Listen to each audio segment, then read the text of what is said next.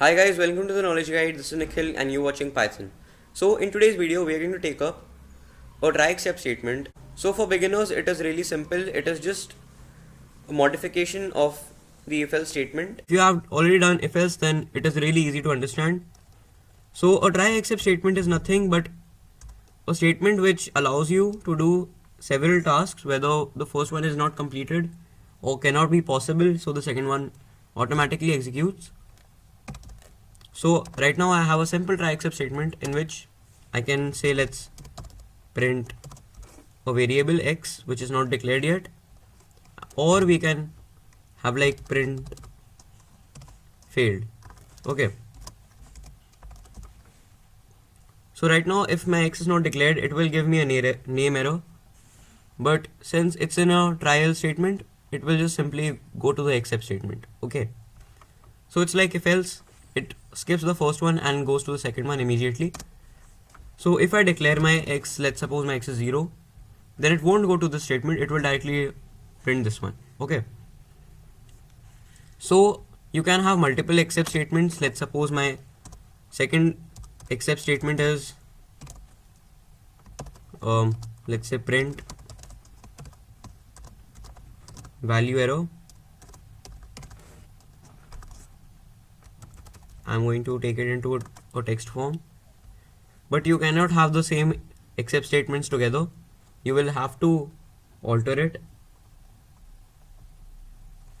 So I'm going to write here a name error, so that if a name error occurs, the statement will be done, and otherwise the statement will be executed. Okay. So right now it gave me a 0, but if I comment this out, yeah, so if I comment this out right now, it will give me a name error. So a name error says failed.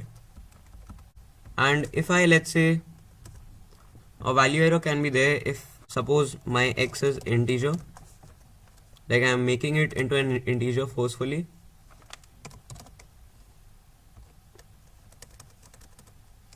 Well, sorry for that. And my x here is not an integer, it's something like, let's say, e. Okay.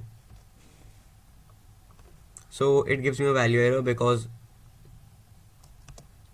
the value is wrong. So I can take a value error here to be more specific with the code, so it still works. Okay. And you cannot have the same except statements since an error is generated whenever you do it, but you can have another statement which is called the else statement. So the else statement executes whenever the try statement executes. So these two are connected with each other. So let's say else print finished. Okay. So right now it's going to give me a value error and it will not print finished. But if I have a value, let's say x is equal to 10, then it will print 10 and finished. Okay. And you can also have a statement called finally. So finally statement, no matter what, after these statements always executes. So it print finished now. If I give a value error, it will still execute. Okay. And if I comment this out and give a name error, then also it will print finished. Okay. Well, let's try a new thing. Let's suppose my x is an array, let's say 1 2 3. Then let's see what happens with the finally.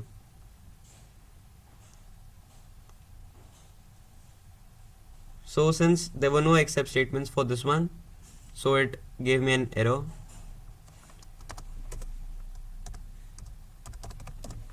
So we are going to look closely which error was this, and we are going to put an else statement, except statement right here. So it was a type error. Okay. So we are going to write a type error here, and we are going to write print type error.